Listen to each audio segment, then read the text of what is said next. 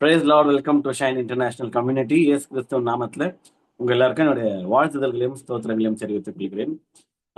கடந்த கிட்டத்தட்ட ஒரு 8 months நம்ம வந்து ஒரு பர்டிகுலர் சப்ஜெக்ட்ல இருந்து தான் நம்மளுடைய தியானத்தை நம்ம வந்து தொடர்ந்து கொண்டுட்டு இருக்கோம். அந்த சப்ஜெக்ட் என்ன அப்படின்னா, என் ஜீவனுள்ள நாளெல்லாம் நன்மையும் கிருபையும் என்னை தொடரும் அப்படின்னு சங்கீதம் 23:6 குறிப்பிட்ட தாவீது எழுதின அந்த சங்கீதத்துல வந்து நம்மளுடைய லைஃப்ல எப்படி இந்த வருடம் முழுவதும் நன்மையும் கிருபையும் தொடரப்போகுது அப்படின்றதெல்லாம் நம்ம தியானித்து கொண்டிருக்கிறோம்.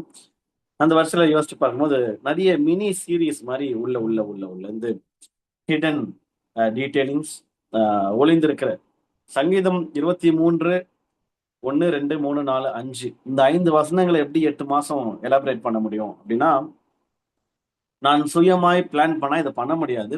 ஏன்னா ஒரு ஒரு வாரம் ஒரு வாரத்துக்கு ஒரு வார்த்தை எடுத்தா கூட நேரம் முடிச்சுட்டு இருக்கணும். அந்த மாதிரி யோசிச்சு பார்க்கும்போது ஆவியானவருடைய நடத்துதல் இல்லாத பட்சத்துல ஆவியானவர் ஒரு கூட்ட ஜனத்தை தமக்கென்று ஆயத்தப்படுத்தி அவர்களை நேசித்து அவர்களுக்கு நான் வந்து ஒரு சப்ஜெக்டா இருந்தாலும் அதுல ஆழமா நான் உள்ள போயிட்டு நல்லா டீட்டெயில்டா நான் டீச் பண்ண போறேன் அப்படின்னு அவர் தீர்மானிக்கவில்லை என்றால் இதை வந்து நம்மளால தியானிக்க முடியாது. ஸோ அந்த வரிசையில அண்ட் காட் வந்து எனக்கு வந்து அடுத்த வாரம் என்ன சப்ஜெக்ட், அதுக்கு அடுத்த வாரம் என்ன சப்ஜெக்ட்ன்ற டீட்டெயிலிங்க எனக்கு கொடுக்கறது இல்லை.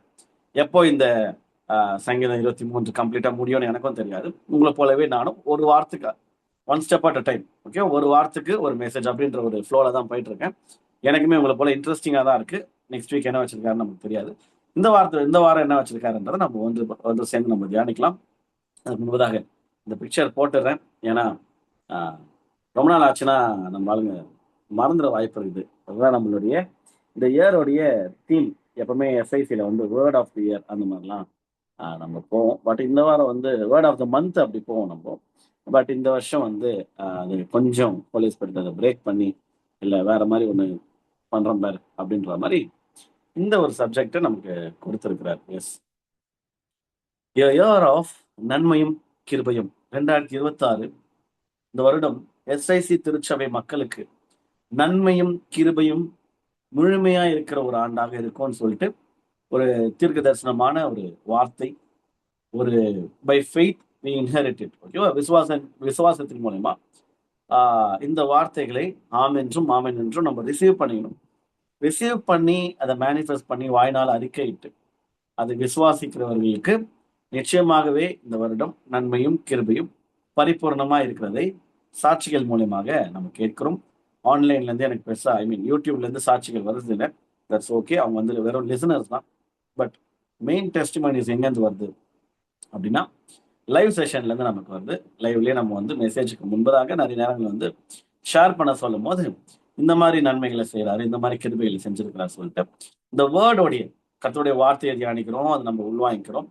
அதோடைய ரிஃப்ளெக்ஷனா, அதோடைய வெளிப்பாடா, அதோடைய கீழ்ப்படிதலா மேபி அது விசுவாசிக்கும் போது ஆண்டவர் பெரிய காரியங்களை நம்ம லைஃப்ல செய்யறாரு. இப்போ ஓப்பன் பண்ணி நான் சொல்ல சொன்னா கூட இந்த வருஷம் எப்படி நன்மையா நடத்திருக்கிறாரு, எப்படி கிருபை உள்ளவராக இருந்திருக்காருன்னு சொல்லி சொன்னா நிறைய பேர் சொல்வீங்க. டைம் பத்தாதுன்றதுனால நம்ம அதை லைவ்ல நம்ம வந்து அதை பண்றது இல்லை. ரெக்கார்டட் வெர்ஷன்ல பண்றது இல்லை. பட் இந்த பிக்சரை ஞாபகம் வச்சுக்கோங்க. இந்த வருஷம் நம்ம திருச்சபைக்கு நிச்சயமாகவே இயர் ஆஃப் நன்மையும் கிருபையும், ஒரு மாற்று கருத்தும் இல்லை. இது வரைக்கும் இல்லைனாலும் வருஷம் ஒன்றும் முடியல. நிச்சயமாகவே கர்த்தர் அவருடைய வார்த்தை கீழ்ப்படுகிற பட்சத்தில் நிச்சயமாக பரிபூர்ணமா அதை செய்வாரு. எப்படி இந்த நன்மையும் கிருபையும் உங்களை தொடரும் அப்படின்னு நம்ம யோசிச்சு பார்க்கும்போது சங்கீதம் 23:6 புரியணும்னா 23:1 இருந்து ஆரம்பிச்சதான் புரியும். ஏன்னா இந்த ஒரு கண்டினியூஷன். ஏதோ துண்டா இந்த இந்த கிளி வந்து சீட்டடிக்குமே ஜோசியக்காரர், அந்த மாதிரிலாம் நம்ம பண்ண முடியாது. ஓகேவா?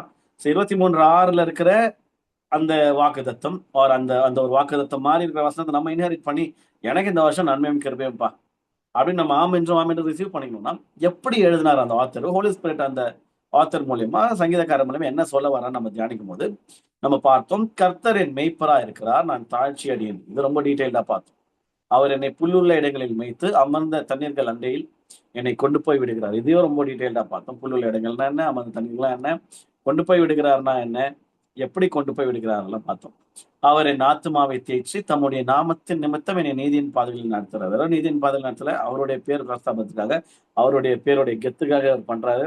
ஆத்மாவை தேய்ச்சுகிறவர் ஒருவர் தான் நம்ம பார்த்தோம். நம்ம மரணர்களின் பள்ளத்தாக்கிலே நடந்தாலும் பொல்லாப்புக்கு பயப்பட போறது இல்லை. மத்தவங்க பயப்படலாம், நம்ம பயப்பட போறது. ஏன்னா தேவரீர் என்னோட கூட இருக்கு, உமது கோலும் உமது தடியும் என்னை தேற்றும்னு பார்த்தோம். கோல் எப்படி தேற்றும், தடியை எப்படி தேற்றும் நம்ம பார்த்தோம். 5ஆம் வசனம் கடைசி அங்கதான் ஸ்டாப் ஆச்சு இல்லையா? என் சத்துருக்களுக்கு முன்பாக நீர் எனக்கு ஒரு பந்தியை ஆயத்தப்படுத்தி என் தலையை எண்ணெயால் அபிஷேகம் பண்ணுகிறீர். இது தனியா பார்த்தோம். சத்துருக்களுக்கு முன்பாக ஒரு பந்தி அப்படின்னா என்னன்னு பார்த்தோம். ஆயத்தப்படுத்துதல்னா என்னன்னு பார்த்தோம்.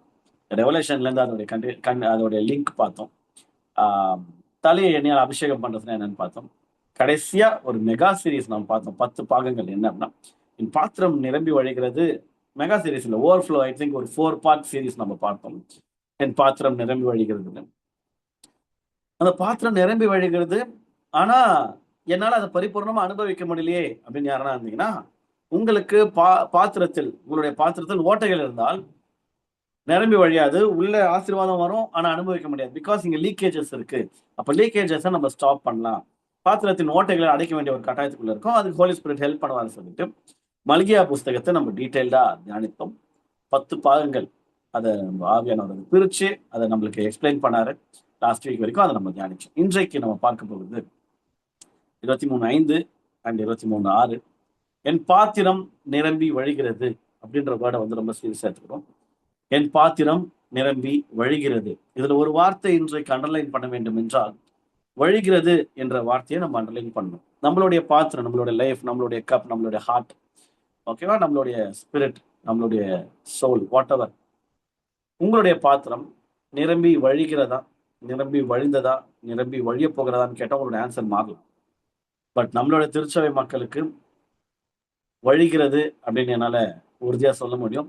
சங்கீதக்காரர் எழுதும் போதும் நிச்சயமா அவருடைய ஸ்டேட்மெண்ட் என்ன அப்படின்னா, ஒரு வார்த்தை முக்கியம், அதுல எந்த எந்த டென்ஸ்ல அவர் எழுதியிருக்கிறாரும் முக்கியம். பாஸ்ட் டென்ஸா, ப்ரெசன்ட் டென்ஸா, ஃபியூச்சர் டென்ஸா, ப்ரெசன்ட் கண்டினியூஸா, பாஸ்ட் பெர்ஃபெக்டா, இதெல்லாம் நமக்கு தெரிஞ்சிருக்கணும். இன்றைக்கு நம்ம பார்க்க போறது, என் பாத்திரம் நிரம்பி வழிகிறது அப்படின்னா என்ன அர்த்தம்னா, ப்ரெசன்ட் டென்ஸ். ப்ரெசன்ட் டென்ஸ் மாத்திரம் இல்ல, ப்ரெசன்ட் கண்டினியூஸ் டென்ஸ். ஓகேவா? என் பாத்திரம் நிரம்பி வழிகிறது, வழிந்து கொண்டே இருக்கிறது. அதை யார் நினைச்சாலும் ஸ்டாப் பண்ண முடியாது. நம்மளை தவிர நம்ம கொஞ்சம் கோளாறு கொடுத்தா அது டிஸ்டர்ப் ஆகுற வாய்ப்பு இருக்குது. பட் பெரும்பாலும் நம்ம அந்த அளவுக்கு மோசமானவர்கள் அல்லன்றதுனால கர்த்தரை நம்பி மேல குறிப்பிடப்பட்ட விதத்துல நம்ம எல்லாம் அந்த பேட்டர்ன் ஃபாலோ பண்ணும் போது, அவருக்கு அந்த ஸ்பேஸ் கொடுக்கும் போது, சங்கீதக்காரன் மாதிரி நம்மளும் உறுதியா ஒரு விஷயத்த சொல்லலாம், என் பாத்திரம் நிரம்பி வழிகிறது. கொஞ்சம் யோசிச்சு பாருங்க, எந்த அளவுக்கு விசுவாசம் தான் இவர் இந்த ஸ்டேட்மெண்ட் சொல்வாரு. ஏனென்றால் வெளியேந்து இந்த கதைங்களை மட்டும் கேட்டு, தாவீது யார் தெரியுமா, கோலியாத் எப்படி தெரியுமா எழுதினாரு, தாவீதை யோனாத்தானே எப்படி தெரியுமா, இந்த மாதிரி அவரை பற்றின பாசிட்டிவான ஸ்டோரிஸ் மட்டுமே கேட்டுட்டு இந்த வசனத்தெல்லாம் படிச்சா, அவருக்கு என்னப்பா நல்லா ராஜா ராஜா மாதிரி வாழ்ந்துக்கிறாரு, ராஜாவே வாழ்ந்துக்கிறாரு சொல்லலாம். உண்மையா அவரோட ஹிஸ்டரி எடுத்து பார்த்தாதான் தெரியுது, ஓட்டம் ஓட்டம் ஓடினே இருக்கிறாரு. துரத்துறான், புள்ள துரத்துறான், மாமனார் துரத்துறாரு. அவருக்கு வந்து ஒரு மாதிரி சாலமோன் மாதிரி அவருக்கு அமைதியான சமாதானமான ஒரு சூழ்நிலையே இல்லை. இவ்வளோ ஓடி ஓய்ந்த ஒரு மனுஷன் இந்த அதிகாரத்தை எந்த காலகட்டத்தில் எழுதினாலும் நமக்கு தெரியாது. ஒவ்வொரு ரிசர்ச்சர்ஸ், ஸ்காலர்ஸ் ஒவ்வொரு விதமா எழுதுறாங்க. பட் அதை சரியான கன்க்ளூஷன் இல்லாத பட்சத்தில் நம்ம ஒரு ஒரு ஒரு குறிப்பிட்ட ஏஜ்ல தான் எழுதிருப்பான்னு நம்ம சொல்ல முடியாது. பட் ஜஸ்ட் ஜென்ரலா யோசிச்சு பார்க்கும் போது, என் பாத்திரம் நிரம்பி வழிகிறதுன்னு எழுதினார்னா, அவர் எந்த காலகட்டத்தில் எழுதினாலும் அவர் ஒரு நிறைவுல இருக்கணும். அவர் நிறைவுல இருந்தா மட்டும்தான் வழிகிறதுன்னு சொல்ல முடியும். இல்லைன்னா எப்படி சொல்லலாம்னா, அப்படியே கர்த்தர் செய்த நன்மைகள் அப்படியே கண்ணை மூடி அப்படியே தியானித்து ருசி பார்த்து கொஞ்சம் அவருடைய லைஃப்பை திரும்பி பார்க்கும் போது, என் பாத்திரம் நிரம்பி வழிந்தது அப்படின்னு எழுதியிருக்கணும். ஆக்சுவலா நம்மளும் அது கூட கனெக்ட் பண்ணிக்கலாம். ஆமாப்பா, நானும் ரசிக்கப்பட்ட புதுசுல என் பாத்திரம் கூட நிரம்பி வழிந்தது. நான் கொஞ்சம் சதைப்பட்டேன். இப்போ ரொம்ப பாத்திரம்லாம் அங்கங்க ஓட்டையாகுது. சில பேருக்கு பாத்திரமே காணும். ஒரு காமெடியில கதவை திறந்து பார்த்தா உள்ள ஃபுல்லா ஃபீல்டு வீடை காணாம போயிடும். அந்த மாதிரி பாத்திரத்தை ஓபன் பண்ணி பார்த்தா, எங்கடா இங்க அந்த பாத்திரத்துக்கு உள்ள ஃபுல்லா ஓட்டையாகுது, எல்லா பிளெஸிங்ஸும் அப்படியே போயிட்டு அப்படி வருது பட்டான்னு தூக்கின்னு போயிடறான். பிசாசு வருது தூக்கின்னு போயிடறான், வருது தூக்கின்னு போயிடறான். ஏன்னா அந்த அளவுக்கு அவனை ஸ்பேஸ் கொடுத்து வீட்டுல உட்கார வச்சு சோறு கீரை போட்டு அவனை உட்கார வச்சுனாரு. ஆண்டவர் சொல்றாரு, ஏதோ வாசப்படியில் நின்று கதவை தட்டுகிறேன்னு ஒருவன் சத்தத்தை கேட்டு கதவை திறந்தானா அவன் கூட நான் போஜனம் பண்ணுவேன்றாரு. அவருக்கு ஸ்பேஸே கொடுக்காம அவன் கூப்பிடாம உள்ள வந்துருவான். அவன் பாருங்க, ஆண்டவர் மாதிரி டீசன்ட்லாம் கிடையாது. கூப்பிடுறீங்களோ இல்லையா உள்ள வந்துருவான் நானுன்ற மாதிரி உள்ள வந்து அவங்க ஒரு வேலையை பார்த்துட்டு நம்ம இப்படி எனஃப் ஸ்பேஸ் காடுக்கு கொடுக்கலையோனாவோ நிறைய பேர் வந்து வீட்டுல வீட்டுல நம்மளுடைய ஆத்மா தான் டேரா போட்டு குடியிருக்கிறாங்க. சங்கீதக்காரர் எழுதும் போது எழுதுறாரு பாருங்க, என் பாத்திரம் நிரம்பி வழிகிறது. இந்த வழிகிறது என்ற வார்த்தை எதற்கு அடையாளம் அப்படின்னா, ஆன்கோயிங் கிரேஸ். அதாவது வழிகிறது, என் பாத்திரம் நிரம்பி வழிகிறதுனா அவர் கிருபைய மென்ஷன் பண்றாரு அப்படின்ற மாதிரி ஒரு சில ஸ்காலர்ஸ் எழுதுறாங்க. இதை கனெக்ட் பண்ணி பார்க்கும்போது இதுல அர்த்தம் இருக்குது. ஏன்னா என் பாத்திரம் நிரம்பி வழிகிறது சொல்லும் போது வெறும் கிருபை இல்லை, தொடர்ச்சியான கிருபை, ஆன்கோயிங் கிரேஸ். என் பாத்திரம் நிரம்பி வழிந்ததுன்னு சொல்லியிருந்தாருன்னு வைங்களேன், கடந்த கால கிருபை. என் பாத்திரம் நிரம்பி வழியும், நான் விசுவாசிக்கிறேன் அப்படின்னு சொல்லியிருந்தாருன்னு வைங்களேன், எதிர்கால கிருபை, ஃபியூச்சர்ல ஐ பிலீவ் கர்த்தரின் வாழ்க்கையில் நல்லவரா இருப்பாரு, கர்த்தரின் வாழ்க்கையில கிருபை உள்ளவரா இருப்பாருன்றத விசுவாசித்த ஃபியூச்சர்ல இருப்பாருன்னா இப்ப இல்லைன்னு அர்த்தம். அப்படி சொல்ல ரெண்டு டென்ஸ்லயும் இல்லை. This is a present continuous tense. நிகழ்காலத்துல அவர் சொல்ற ஒரு வார்த்தை, என் பாத்திரம் நிரம்பி வழிகிறது அப்படின்னு நம்ம பேசும்போது எதை யோசிச்சுக்கணும் அப்படின்னா, ஆன்கோயிங் கிரேஸ். அவரு ஒரு கிருபையை ஆண்டவர்கிட்ட இருந்து பெற்றுக்கொண்டிருக்கிறாரு. அந்த கிருபையை அதிகமா ருசி பார்த்து கொண்டிருக்கிறார். அதை எழுதும் போது ருசி பார்த்து கொண்டிருக்கிறார். இது வரைக்கும் இப்ப வச்சுக்கலாம், ருசி பார்த்து கொண்டிருக்கிறார். அந்த முழுமையில, அந்த கிருபையின் உச்சத்துல, அந்த சந்தோஷத்தின் உச்சத்துல, அந்த மகிழ்ச்சியின் நிறைவுல அவர் எழுதுறாரு, என் பாத்திரம் நிரம்பி வழிகிறதுன்னு எழுதும் போது எந்த அளவுக்கு அவரு அந்த கிருபைய உணர்ந்திருந்தால் என்றால் கொஞ்சம் யோசிச்சு பாருங்க. எனக்கு தெரிஞ்சு ஒரு சில பைபிள் கேரக்டர்ஸ் தான் தாவீது அளவுக்கு அந்த கிருபையை ருசி பார்த்திருப்பான். ஏன்னா மரண தருவாய்க்கெல்லாம் போயிட்டு நிறைய வாட்டி எஸ்கேப் ஆவார். மைபி யோபு கர்த்தருடைய கிருபையை அதிகமா ருசி பார்த்த ஒரு மனுஷராக இருக்கலாம், பவுல் இருக்கலாம், அப்கோர்ஸ் ஜீசஸ் கிரைஸ்ட். அவர் சீன்ல எத்தனை இருக்கிறார், அவர் எல்லாவற்றுக்கும் மேல. பட் ஜென்ரலா யோசிச்சு பார்க்கும்போது யோசேப்பு அது போன்ற வெரி ஃபியூ பைபிள் கேரக்டர்ஸ் தான். எல்லா ஹீரோஸ்க்கும் கர்த்தருடைய கிருபை கொடுக்கப்பட்டது. பட் அதிகமான பாதிப்புகள், அதிகமான கிருபை வந்து சூழ்ந்து கொள்றது, தூக்கறது, காப்பாத்துறது, தேய்ச்சது, இந்த மாதிரிலாம் யோசிச்சு பார்க்கும்போது தாவீது மாதிரி அதனாலதான் மைட் பி தாவீது அதிகமா கர்த்தருடைய கிருபையை சார்ந்திருக்கிறாரு. சங்கீதம் முழுவதுமா அவர் எழுதின எந்த புஸ்தகமா இருந்தாலும் அதுல கிருபையை பத்தி அதிகமா மென்ஷன் பண்ணப்பட்டிருக்கும். சங்கீதத்தை படிச்சாதான் கிருபைனா என்னன்றதை வந்து நமக்கு தெரியும். அந்த அளவுக்கு அவருடைய கிருபையை அதிகமா உணர்ந்து ரசித்து ருசித்து பிரசன்ட் பண்ணிட்டு போயிருக்கிறாரு. இந்த வருஷம் அந்த வசனம் எதிர்காட்டினா ஆன்கோயிங் கிரேஸ். ஓகேவா? ஸோ ஓவர் ஃப்ளோட் சொல்லல, வில் ஓவர் ஃப்ளோ சொல்லல, ஓவர் ஃப்ளோஸ் அப்படின்னா பாத்திரம் நிரம்பி வழிந்து கொண்டே இருக்கிறது. எதற்காடியால் அப்படின்னா, ஒவ்வொரு நாளும் கர்த்தர் தம்முடைய நன்மைகளையும் தம்முடைய கிருபைகளையும் நம்ம வாழ்க்கையில ஊற்றிக்கொண்டே இருக்கிறார். தாவீதோட லைஃப்ல ஊற்றிக்கொண்டே இருக்கிறார். இந்த நாள்ல இதை கேட்டுக்கொண்டு இருக்கிற உங்களோட லைஃப்லயும் நான் என் கூட இணைந்து பயணித்தீர்கள் என்றால், இந்த சபையோடு ஆவியோடும் உண்மையோடும் நல்ல கனெக்டோட இணைந்து பயணித்தீர்கள் என்றால், நிச்சயமாக என்னால ஷுவரா ஒரு பாஸ்டரா சொல்ல முடியும், உங்களுடைய லைஃப்லயும் இந்த நாட்கள்ல, இந்த பிரசன்ட்ல, இன்றைக்கு கேட்டுக்கொண்டிருக்கிற உங்களுக்கு நீங்க உறுதியா சொல்ல முடியும், காட்ஸ் கிரேஸ் என் கூட இருக்குது, கர்த்தருடைய கிருபை என்னை நிரப்பி கொண்டிருக்கிறது, நிரப்பி இருக்கிறது ஆல்ரெடி, என் பாத்திரம் நிரம்பி வழிகிறதுன்னு உங்களால சொல்ல முடியும். நான் சொல்றேன், நிச்சயமா சொல்றேன். ஃபேக் பண்ண வேண்டிய கட்டாயமே கிடையாது. அர்த்தமெல்லாம் சும்மா மனுஷனுடைய முகஸ்துதிக்காக நான் கூட சொல்றேன் பாரு, அப்படிலாம் கிடையாது. அனுபவத்துல ரசித்து ருசித்து கடந்து வந்த நாட்களை, பாதைகளை திரும்பி பார்க்கும்போது, இப்போ வாழ்கிற ஒவ்வொரு நாளையும் திரும்பி பார்க்கும்போது, பாரு யோசிச்சு பார்க்கும்போது, சரி நிஜமா இல்ல, அவருக்கு மட்டும் இல்லை, எனக்குமே பாத்திரம் நிரம்பி வழிகிறது. பாத்திரத்தின் ஓட்டைகளை குறிச்சு யோசிச்சு பார்க்கும்போது இருந்ததுதான். பட் ஓட்டைகள் அடைக்கப்பட்ட பின், வார்த்தைக்கு கீழ்ப்படிந்த பின், கொஞ்சம் அப்படியே நிதானித்து யோசிச்சு பார்க்கும்போது, ஆமா, எப்படி இருந்தேன் நானு, இப்ப எப்படி இருக்கிறேன், நம்ம யோசித்து பார்த்திருப்போமா சில நேரங்கள்ல? என் லைஃப்லாம் யோசிச்சு பார்த்தா மொட்டை மாடி வீடுக்கு ஆசைப்பட்ட ஆளுனால. ஆனா அந்த மாதிரி ஒரு ஹவுசிங் போர்டு மாதிரி ஒரு குர்த்தன வீட்டுல நம்ம மொட்டை மாடி இருந்தா போதும், ஆண்டவர் கூட டைம் ஸ்பெண்ட் பண்ணணும். காத்தாடி விடுறது இல்லை, பைபிள் பச்சு ஜோம் பண்ணிட்டு சும்மா வாக் பண்ணி.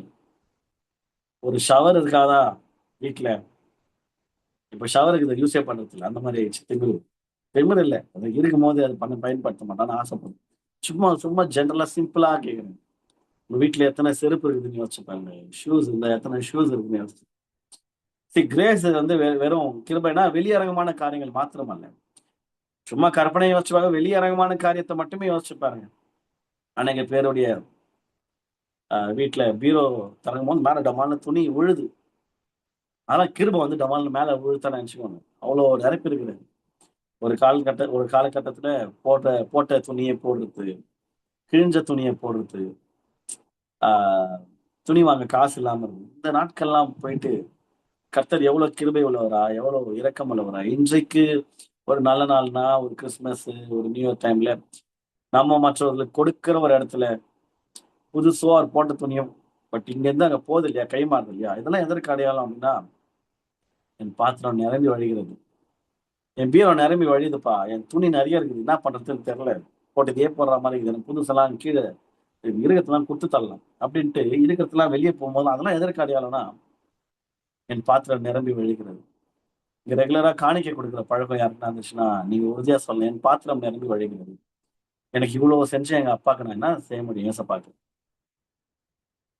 அவருக்கு எதனா செய்யணுமே, சபைக்கு எதனா செய்யணுமே, ஊழியங்களுக்கு எதனா செய்யணுமே, ஏழைகளுக்கு, திக்கற்ற பிள்ளைகளுக்கு, விதவைகளுக்கு, வயதானவர்களுக்கு, முதியோர்களுக்கு எதனா செய்யணுமே. என்ன செய்யலாம், ஹாஸ்டல்ஸ்ல போய் எதனா ஃபீட் பண்ணலாமா பசங்களுக்கு, ஒரு வேளை சாப்பாடு, எதனா ஒண்ணு செய்யறீங்களா, எல்லாமே எதற்கு அடையாளம் அப்படின்னா, என் பாத்திரம் நிரம்பி வழிகிறது. ஓட்ட பாத்திரம் இருக்கிறவங்க ஆல்ரெடி அவங்களே அவங்க கை இப்படி ஏந்தின்னு இருப்பாங்க, அவங்க எங்க மத்தவங்களுக்கு கொடுக்கறது. யோசிச்சு பாருங்க, கொஞ்சம் உங்களுடைய லைஃப்ல யோசிச்சு பாருங்க.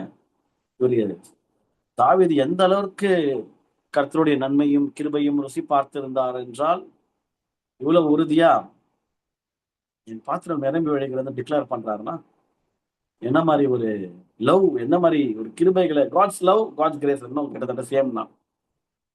கர்த்தருடைய அன்பையும் கர்த்தருடைய கிருபையும் எந்த அளவுக்கு ருசி பார்த்திருப்பாருன்னு என்பதை கொஞ்சம் யோசிச்சு பாருங்க. அண்ட் இந்த வசனம் வந்து ஏதோ எக்ஸ்பயர் ஆன கிரேஸை பத்தி சொல்ல, என் பாத்திரம் நிரம்பி வழிந்ததுன்னு சொல்லல, வழிகிறது அப்படின்னா அண்ட் ஃபியூச்சரை பத்தியும் சொல்ல, நிரம்பி வழியும்பா அப்படி சொல்ல. யோசிச்சு பார்க்கும்போது தொடர்ச்சியான கிருபை, ஆன்கோயிங் கிரேஸ் பத்தி சொல்றாருன்னா, இவருக்கு ஒரு விஷயம் நல்லா புரிஞ்சிட்டு இருக்கு. என்ன விஷயம் அப்படின்னா, புலம்பல் 3:22-23 சொன்ன மாதிரி, நாம் நிர்மூலமாகாது இருக்கிறது கர்த்தருடைய கிருபையே, அவருடைய இரக்கங்களுக்கு முடிவில்லை, அவைகள் காலைதோறும் புதியவைகள், உமது உண்மை பெரிதா இருக்கிறதுன்னு வசனம் இருக்கு. நிர்மூலமாகாம இருக்கீங்களா? உங்களுடைய பாத்திரம் கர்த்தருடைய கிருபை நிரம்பி வழிகிறது. பாத்திரம் நிரம்பி வழிகிறது, கர்த்தருடைய கிருபை, அந்த ஆன்கோயிங் கிரேஸ் உங்களை ஆஹ், ஒரு வழி ஆக்குது. நல்ல விதமா யோசிச்சு பார்த்தா உங்களை அது டிஸ்டர்ப் பண்ணுது, உங்களை ஓவர்ஃப்ளோலயே வச்சுன்னு இருக்கு பாருங்க. யாருன்னா ஜப குறிப்பு கேட்டாங்கன்னா, பெரும்பாலும் பெரும்பாலும் டாப் ஆஃப் த தேவைகள் எப்பவுமே இருக்கும், அதுல ஒரு மாற்று கருத்தும் இல்லை. எவ்வளவு உயரத்துக்கு போனாலும் தேவை இருக்கும்.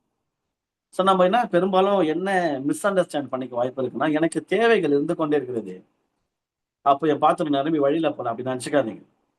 தேவைகள் எப்பவுமே இருக்கும். அம்பானியை போய் கேட்டாலும் அவர் ஒரு தேவை சொல்வார். ரோட்ல காசே இல்லாத, வீடு கூட இல்லாம இருப்பாங்கல்ல தெருவுல, அவங்களை கேட்டாலும் அவங்க ஒரு நீடு, ஒரு தேவையை சொல்லுவாங்க. அப்போ தேவைகள் மாறலாம், பட் கிராஸ் செக் பண்ணி பார்த்துக்கணும்னா, என் பாத்திரம் நிரம்பி வழிகிறதா, காட்ஸ் கிரேஸ், கர்த்தருடைய கிருபை என் லைஃப்ல எப்படி இருக்குது யோசிச்சு பார்க்கும்போது, யோசிச்சு பார்க்கும் போதே கண்ணீர் வந்துச்சுன்னா அதுதான் ஓவர்ஃப்ளோ. அதுதான் பாத்திரம் நிரம்பி வழிகிறதுன்னும் போது, கர்த்தர் செய்த நன்மைகளை உட்காந்து யோசிச்சு பார்த்தாலே பொல பொல பொல பொலன்னு கண்ணுல இருந்து ஊத்துச்சுன்னு வைங்களேன், அதுதான் கிருபை. நிறைய பேருக்கு வந்து இந்த கிருபையை அனலைஸ் பண்ண தெரியல, கிருபைய இருக்கா இல்லையான்னு புரிஞ்சுக்க தெரியல, அனுபவிப்பாங்க ஆனா வாயில இருந்து புலம்பல் வரும். அவங்களாம் நன்றி அறிதல் இல்லாத மனிதர்கள். ஏனென்றால் புலம்புறது பிரச்சனை கிடையாது, யார்கிட்ட புலம்புறோம் தான் பிரச்சனை. வாயை தந்தாலே நெகட்டிவான வார்த்தைகள், வாயை தந்தாலே ஜப குறிப்புன்ற பேர்ல எதோ பேசுறது. எத்தனை பேர் ரொம்ப ஸ்ட்ராங்கா சொல்ல முடியும், ஜப குறிப்புலாம் இருக்குது, ஆனா என் சாட்சிலாம் ரொம்ப பெருசு. Okay, okay brother, okay sister, 5 நிமிஷம் டைம் இருக்கு, ஜப குறிப்பு அல்லது சாட்சி ஷேர் பண்ணுங்க அப்படின்னா எதை அதிகமா சொல்லுவோம்? ஜப குறிப்பு 5 நிமிஷம் ஃபுல்லா அடக்கி இதெல்லாம் வேணாம், எனக்கு இது வேணும், அது வேணும், அது வேணும், இந்த மாதிரி தேவைகளை பெட்டிஷனா நம்ம சொல்லுவோமா? அல்லது 5 நிமிஷமா, 5 வருஷம் லைன்னா பேச விட்டா கூட பத்தாது பிறகு. அந்த அளவுக்கு என் லைஃப்ல கர்த்தர் கிருபை உள்ளவரா இருந்திருக்கிறாரு. என்ன நான் சொல்லுவேன், இதுவரை என்னை நடத்தியதற்கு நான் எம்மாத்திரம், என் வாழ்க்கை எம்மாத்திரம், என் குடும்பம் எம்மாத்திரம் அப்படின்ற மாதிரி தாவீது மாதிரியே நம்ம சொல்லுவோமா? அவர் பாருங்க எந்த அளவுக்கு கிருபை ருசி பார்த்து அந்த மாதிரி ஒரு வார்த்தைகளை பேசுறாரு. கர்த்தருடைய கிருபையை கொஞ்ச நேரம் யோசிச்சு பார்க்கும்போது, உங்களுக்கு குழந்தைகள் இருந்துச்சுன்னா அந்த குழந்தைகளை யோசிச்சு பாருங்க. அந்த குழந்தைகளுக்காக நீங்க பாரப்படும் போது, ஆசைப்படும் போது, இல்ல திருமணம் ஆகாம ஃபர்ஸ்ட் அந்த கால சிங்கிள்னஸ்ல இருக்கும்போது எந்த அளவுக்கு காத்திருந்து ஆண்டவர் பிரசனத்துல அந்த ஏற்ற துணையை பெற்றிருப்பீங்க. அதுக்கப்புறம் பிள்ளைகள், அதுக்கப்புறம் உங்க வீட்டுல இருக்கிற ஒவ்வொரு பொருட்கள். கர்த்தருடைய கிருபைனா என்ன பிரதர், என்ன சிஸ்டர் அப்படின்னு யாருன்னா கேட்டாங்கன்னா, உங்க வீட்டை சுத்தி பாருங்க. இது. அதுதான் கிருபை. அவர் கிருபை ரொம்ப பெருசு. கண்ணால ரொம்ப பெருசு. அதை வந்து அளவிட முடியாது. அது வார்த்தைகள்ல அடக்க முடியாது. ஆனா ஜஸ்ட் ஒரு டாப் ஆஃப் த மைண்ட் டக்குன்னு ஒரு பார்த்தா டக்குன்னு உங்க கண்ணு முன்னாடி ஒரு பொருள் உங்க வீட்டுல இருக்குதா, அதுதான் கிருபை. ஏன்னா நிறைய பேருக்கு வந்து வீடே இல்லாம இருக்கிறாங்க. நமக்கு ஒரு வீடு இருந்தாலே அது கிருபை தான்.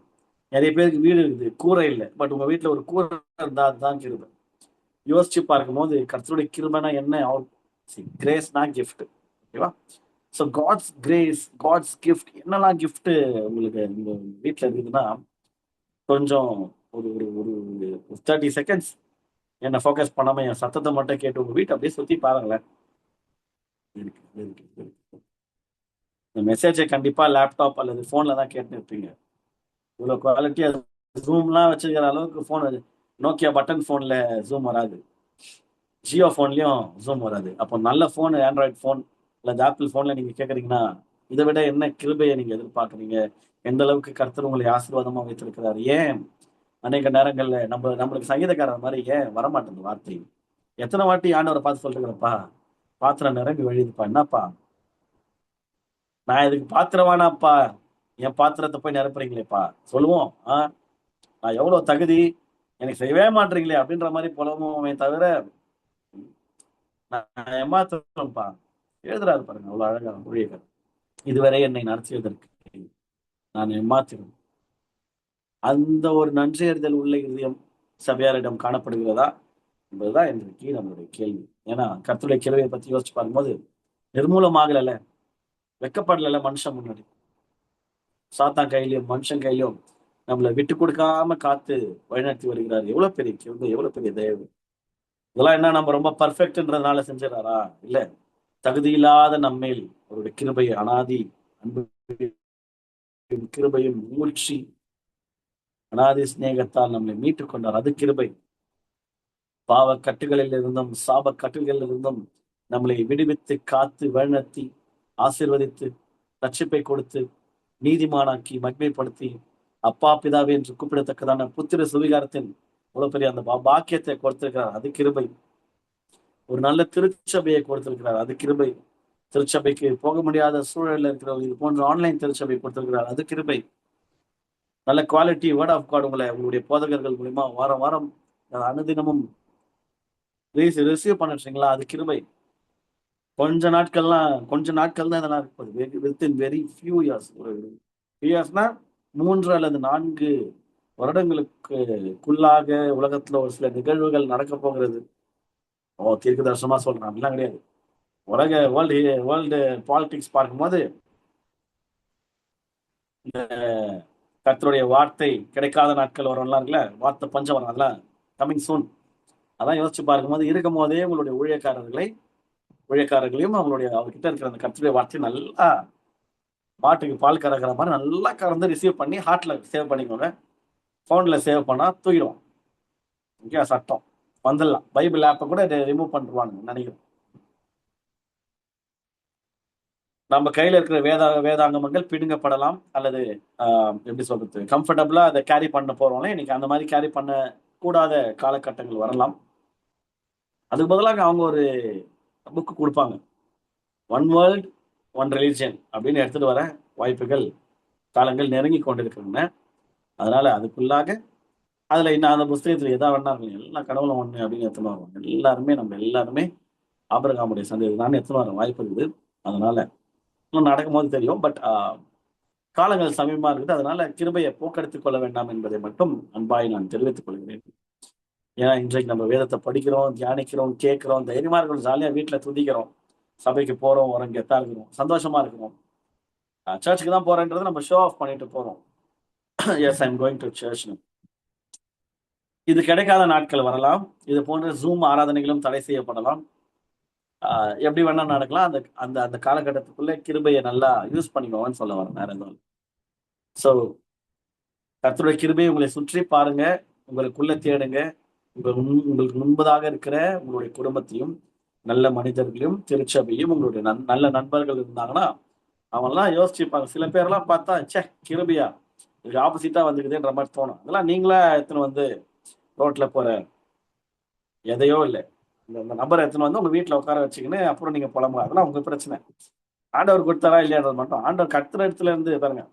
நன்மையான எந்த ஈவும் பூரணமான எந்த வரமும் பரத்திலிருந்து உண்டாகி ஜோதிகளின் பிதாவின் இடத்துல இருந்து வருகிறது. அப்ப நன்மையான எந்த கிஃப்டும், அதான் கிரேஸ் இல்லையா? நன்மையான எந்த ஈவு கிஃப்டும் பூரணமான எந்த வரமும் பரத்துல இருந்தா உண்டாகும். அப்போ பூரணமான எந்த வரமும் கிருபையும் ஒரு கிஃப்டும், அந்த மனிதர்களா இருக்கலாம், பொருட்களா இருக்கலாம், வாட் எவர் இட் இஸ், ஆவிக்குரிய வரங்களா இருக்கலாம், எல்லாமே எனி குட்னஸ் அது கர்த்தரத்துல இருந்தா வருது. ஜோதிகளின் பிள்ளைகளும் ஒவ்வொரு கொடுக்குறாரு, பரத்துல இருந்து உண்டாகுதான் பாருங்க. காட் அங்க இருந்தா மேனுஃபேக்சர் பண்ணப்படுது. அப்போ உங்க வீட்டுல இருக்கிற ஒவ்வொரு ஆசீர்வாதமான பொருட்கள், உங்களுடைய வாகனங்கள், அநேகர் பைக் வச்சிருக்கிறீங்க, சைக்கிள் வச்சிருக்கிறீங்க, கார் வச்சிருக்கிறீங்க, கிருபை, கர்த்தருடைய கிருபை, ஒவ்வொன்றும் கர்த்தருடைய கிருபை, ஒவ்வொன்றத்தையும் அணுவணுவாய் ரசிக்கணும். ஏன் டேவிட் லைஃப் லாங் சக்சஸ்ஃபுல்லா இருந்தா தெரியுமா? இவ்வளவு ஓடினாலும் அவருக்கும் ஆண்டவருக்கும் உறவு என்னைக்குமே மிஸ் அவுட் ஆன மாதிரி தெரியல. காரணம், கிருபை என்னைக்குமே அவர் வந்து கிராஸ் செக் பண்ணிட்டே இருந்தார். am I receiving grace? நான் என் பாத்திரம் நிரம்பி வழிந்து கொண்டிருக்கிறதா எப்பவுமே கிராஸ் செக் பண்ணினே இருந்தாருன்னு நான் விசுவாசிக்கிறேன். அதனாலதான் அவரால் ஷார்ட்டா சொல்ல மாட்டேது, ரொம்ப ஸ்ட்ராங்கா அக்னாலஜ் பண்றாரு பாருங்களேன். என் பாத்திரம் நிரம்பி வழிகிறது, என் பாத்திரம் நிரம்பி வழிகிறது, என் பாத்திரம் நிரம்பி வழிகிறது.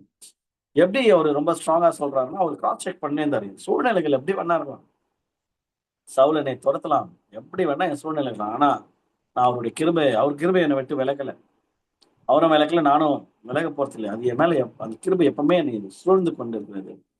என்னுடைய காரியம் என்னை பெரியவனாக்கி இருக்குதுன்னு சொல்லிட்டு அவர் கிராஸ் செக் பண்ணியிருந்தாரு.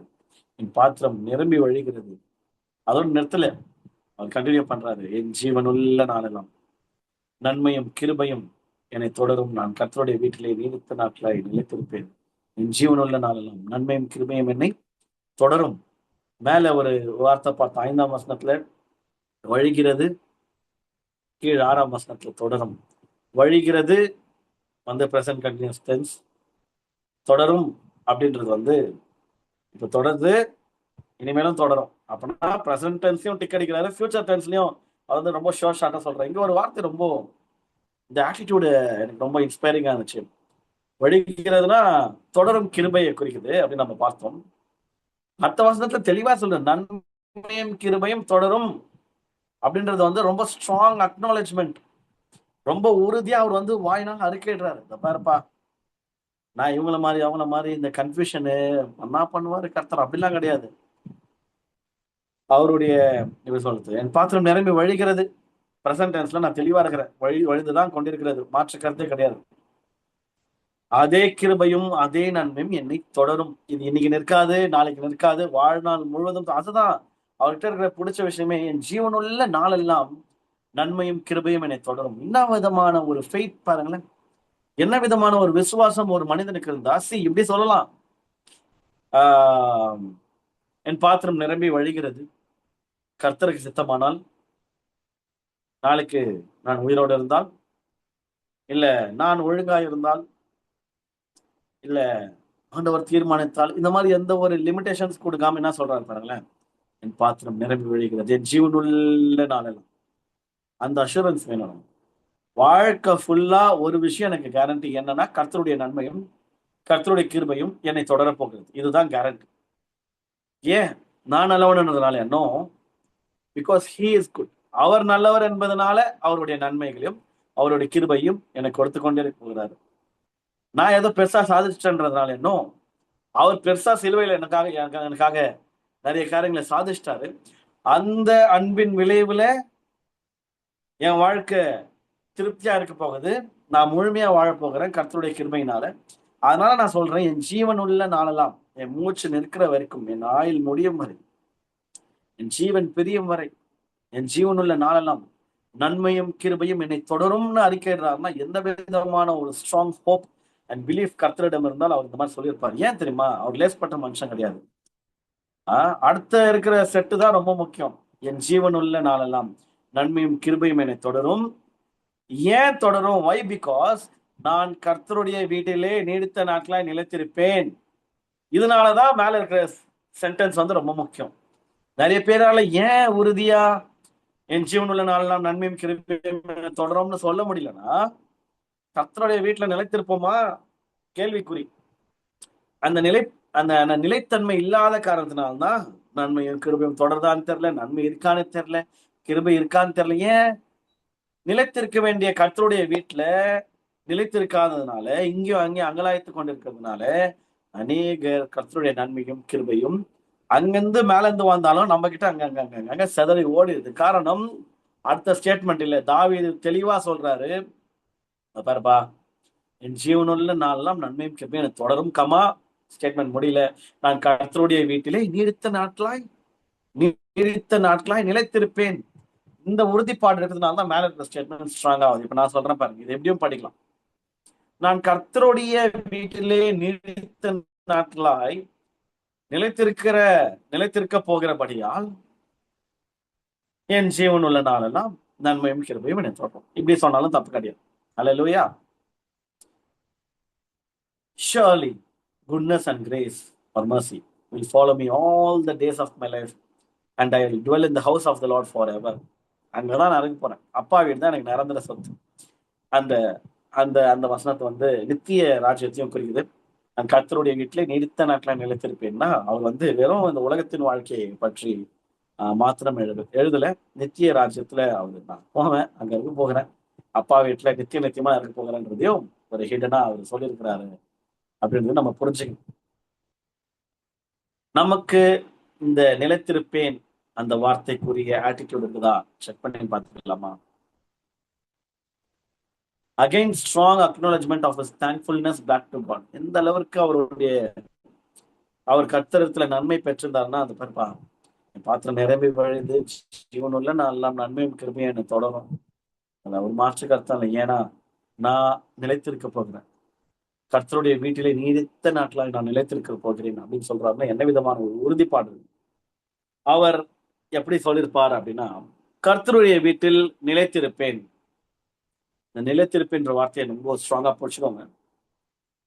தாவீது சொல்றாரு, சூழ்நிலைகள் எப்படி இருந்தாலும் என் லைஃப்ல வரப்போகிற நாட்கள் சூழ்நிலைகள் எப்படி இருந்தாலும் நான் நிலைத்திருப்பேன், கர்த்தருடைய வீட்டில் நிலைத்திருப்பேன். அற்புதங்கள் தாமதமானாலும் நான் நிலைத்திருப்பேன். பத்சேபாலுக்கும் எனக்கும் பிறந்த குழந்தை மரித்தாலும் கர்த்தருடைய வீட்டிலே நிலைத்திருப்பேன். என் உயிர் நண்பன் யோனாதான் நான் கர்த்தருடைய வீட்டில் நீடித்த நாட்களாய் நிலைத்திருப்பேன்.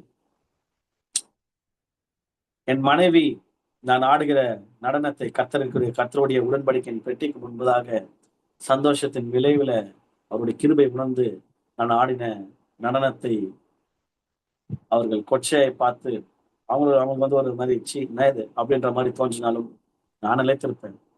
அது நிமித்தம் பல சூழ்ச்சிகள் நடந்து என் மனைவி என்னை விட்டு பிரிந்து சென்றாலும் நான் நிலைத்திருப்பேன். என்னை கொண்டாட வேண்டிய என்னுடைய மாமனார் சவுல் என் மீது பொறாமை கொண்டு என்னை பகைத்து கொலை செய்ய துரத்தினாலும் நான் நிலைத்திருப்பேன். இதுதான் தாவீதுடைய ஸ்டாண்ட். சும்மா எழுதில ஒரு வாழ்க்கை எந்த ரூட்ல போனாலும் நான் கர்த்தருடைய வீட்டில் நீடித்த நாட்களாய் நிலைத்திருப்பேன் அப்படின்னு சொல்லிட்டு, எப்படி நிலைத்திருப்பேன் அப்படின்னு எவ்வளவு சூழ்நிலைகள் அவர் சுற்றி நடந்தாலும் ஒரு விஷயத்துல உறுதியா இருக்கிறாரு, நான் நிலைத்திருப்பேன்.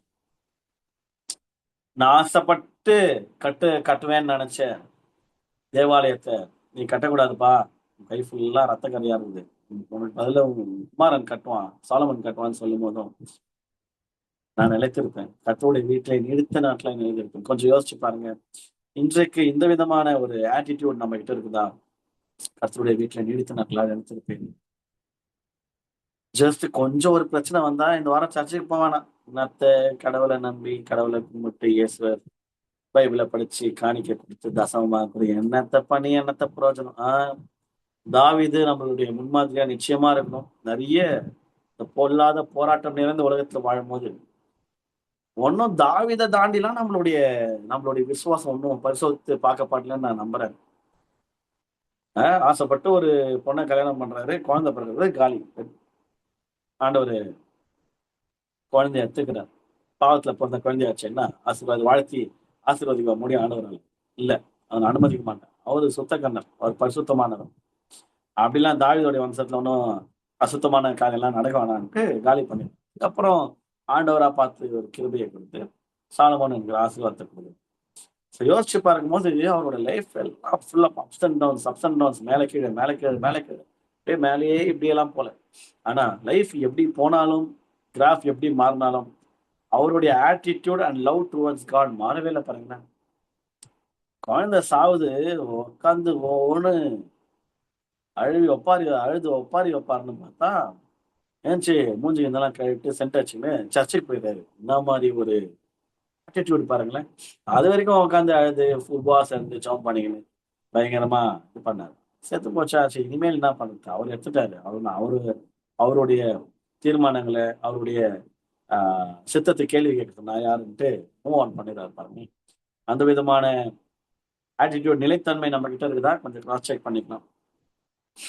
சொல்றோம் என் ஜீவனுள்ள நான் நன்மையும் கிருபையும் சொல்றோம். அதை சொல்ற இந்த வாயினால கர்த்தருடைய வீட்டில நான் நீடித்த நாட்களை நிலைத்திருப்பேன். சூழ்நிலைகள் எப்படி வேணா இருக்கலாம், என் லைஃப் எப்படி வேணா மாறலாம். ஒரு விஷயம் மேக் ஷூர், தாவீது மாதிரி நிறைய பேர் வந்து பாருங்களா வாக்குத்தத்தங்களுக்காக காத்துக்கணும். ஆண்டவரே நீர் எனக்காக என்ன செய்வீர்னு கேட்டுன்னு இருக்கணும். ரொம்ப சந்தோஷம், கேளுங்க, செய்வார் தான். நான் அவங்களுக்காக என்ன செய்யணும்னு கேக்குறோமா, இல்ல நான் அவங்களுக்காக இதெல்லாம் செய்வேன்னு சொல்றோமா? வாயிலேயே வரமாட்டேன் பயம். ஏன்? அந்த அளவுக்கு அற்ப விசுவாசம். எங்க செய்யறேன்னு சொல்லிட்டு இந்த அரசியல்வாதி மாதிரி செய்யாம போயிட போறோமோ அப்படின்ற மாதிரி ஒரு பயம். யோசிச்சு பாருங்க. உறுதியா சொல்ல முடியுமா, ஆண்டவரே உங்களுக்காக நான் இதெல்லாம் செய்யறேன்பா? தாவீது மாதிரி சொல்ல முடியுங்க? இதை சொல்றோம், என் ஜீவனில் நல்லா நன்மையும் கேள்வி எனக்கு தொடரும். ஏன்னா அது கர்த்தர் செய்ய போறது, அது தொடரும் தான். அடுத்த ஸ்டேட்மெண்ட் சொல்ல முடியுமா? நான் கர்த்தருடைய வீட்டுல நீடித்த நாட்களாய் நிலைத்திருப்பேன். என்ன வேணா நடக்கணும் லைஃப்ல பாத்துக்கலாம். நான் அவருடைய பிரச்சனத்துல அவருக்கும் எனக்கும் இருக்கிற உறவுல இருந்து ஒரு துளி நான் இறங்க போறதுல அப்கிரேட் வேணா என் கிராஃப் ஏறதான் செய்யும். கர்த்தர் மேல இருக்கிற என் லவ் உயரதான் செய்யும். எக்காரணத்தை கொண்டு எந்த சூழ்நிலையிலையும் எவ்வளவு இழப்புகளை நான் சந்தித்தாலும், எது மாறினாலும் மாறினாலும், நான் எதிர்பார்க்கிறது நடந்தாலும் நடக்காமல் போனாலும்,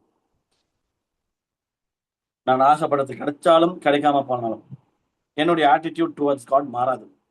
கர்த்தரை நான் ஒரே மாதிரிதான் நான் பண்ண போறேன்.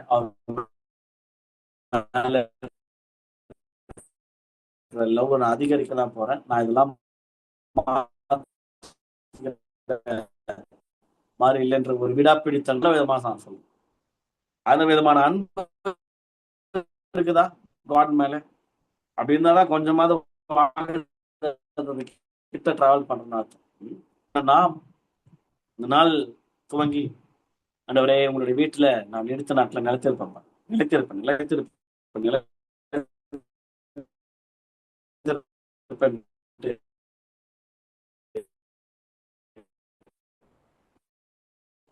யோபு மாதிரி சொல்ல முடியுமா? யோபு வாயினால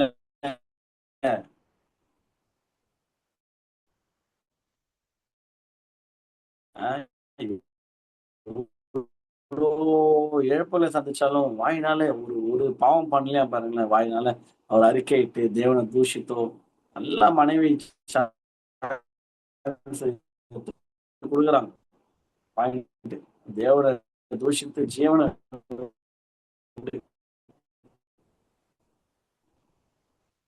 ஜீவனை விடுன்னு சொல்றதே தப்பு.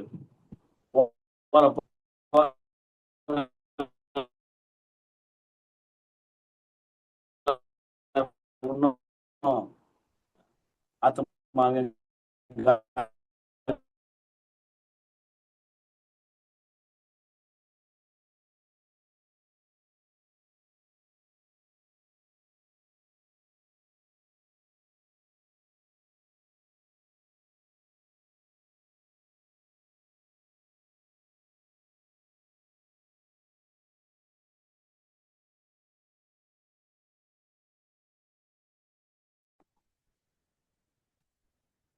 Okay, one second.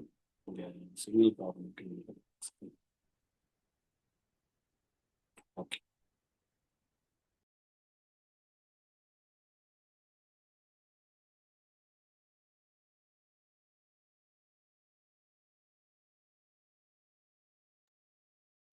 Okay.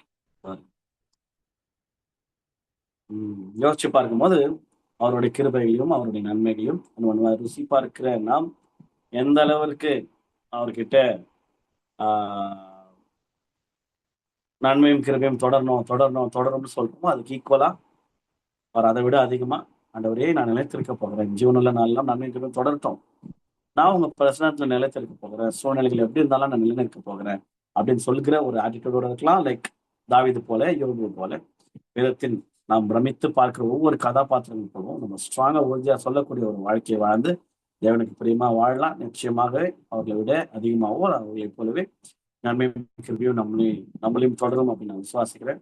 Thank you so much. God bless you.